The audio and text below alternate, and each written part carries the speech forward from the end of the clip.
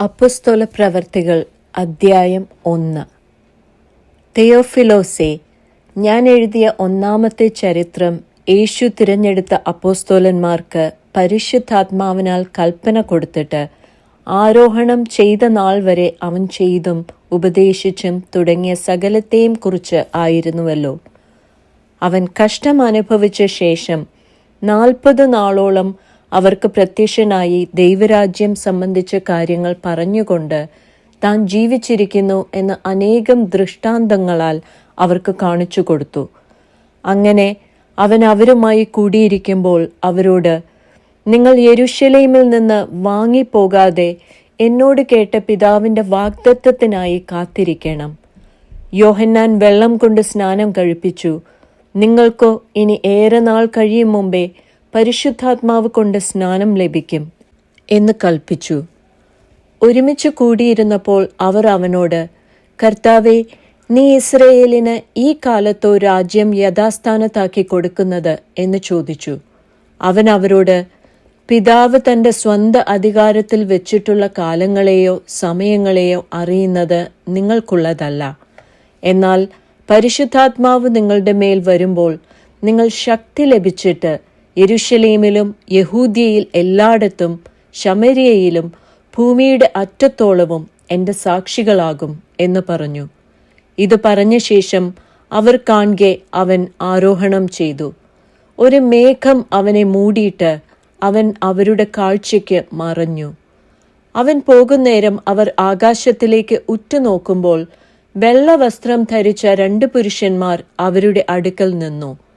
ഗലീല പുരുഷന്മാരെ, നിങ്ങൾ ആകാശത്തിലേക്ക് നോക്കി നിൽക്കുന്നത് എന്ത്? നിങ്ങളെ വിട്ട് സ്വർഗാരോഹണം ചെയ്ത ഈ യേശുവിനെ സ്വർഗത്തിലേക്ക് പോകുന്നവനായി നിങ്ങൾ കണ്ടതുപോലെ തന്നെ അവൻ വീണ്ടും വരും എന്ന് പറഞ്ഞു. അവർ യെരൂശലേമിന് സമീപത്ത് ഒരു ശബ്ബത്ത് ദിവസത്തെ വഴിദൂരമുള്ള ഒലിവ് മല വിട്ട് യെരൂശലേമിന് മടങ്ങിപ്പോന്നു. അവിടെ എത്തിയപ്പോൾ അവർ പാർത്ത മാളിക മുറിയിൽ കയറിപ്പോയി. പത്രോസ്, യോഹന്നാൻ, യാക്കോബ്, അന്ത്രയാസ്, ഫിലിപ്പോസ്, തോമസ്, ബർത്തലോമായി, മത്തായി, അൽഫായുടെ മകനായ യാക്കോബ്, എരിവുകാരനായ ഷിമോൻ, യാക്കോബിന്റെ മകനായ യൂദ, ഇവർ എല്ലാവരും സ്ത്രീകളോടും യേശുവിന്റെ അമ്മയായ മറിയയോടും അവന്റെ സഹോദരന്മാരോടും കൂടെ ഒരു മനപ്പെട്ട് പ്രാർത്ഥന കഴിച്ചു പോന്നു.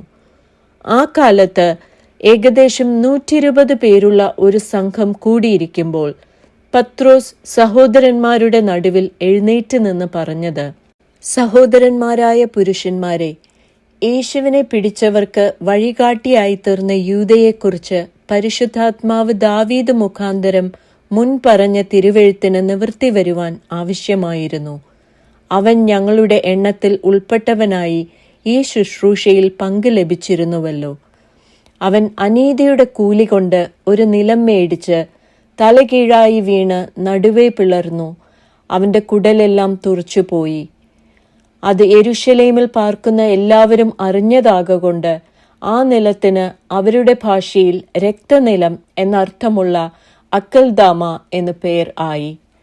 സങ്കീർത്തന പുസ്തകത്തിൽ അവന്റെ വാസസ്ഥലം ശൂന്യമായി പോകട്ടെ, അതിൽ ആരും പാർക്കാതിരിക്കട്ടെ എന്നും അവന്റെ അധ്യക്ഷ സ്ഥാനം മറ്റൊരുത്തന് ലഭിക്കട്ടെ എന്നും എഴുതിയിരിക്കുന്നു.